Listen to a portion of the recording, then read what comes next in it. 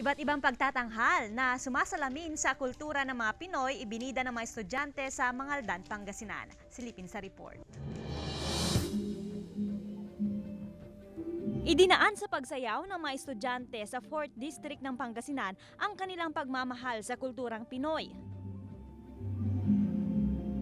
Suot ang makukulay na damit, hindi lang mga regular student ang nagtagisan ng galing, kundi pati ang mga estudyante ng alternative learning at special education.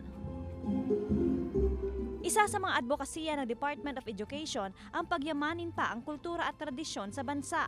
Ang isang tao hindi lamang nag-excel yan sa academic.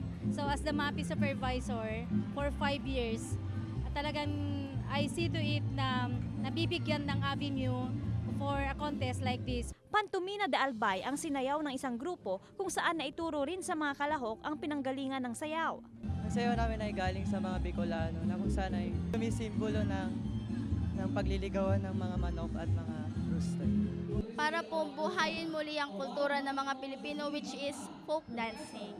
Nabigyan din ng pagkakataon ng mga guro na magpakitang gilas sa teaching and non-teaching category sa isahang pag-awit.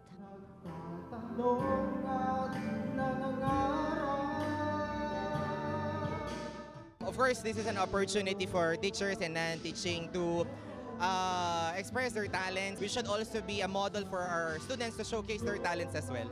Ako si Joan Punsoy, naghahatid ng Balitang Amianan.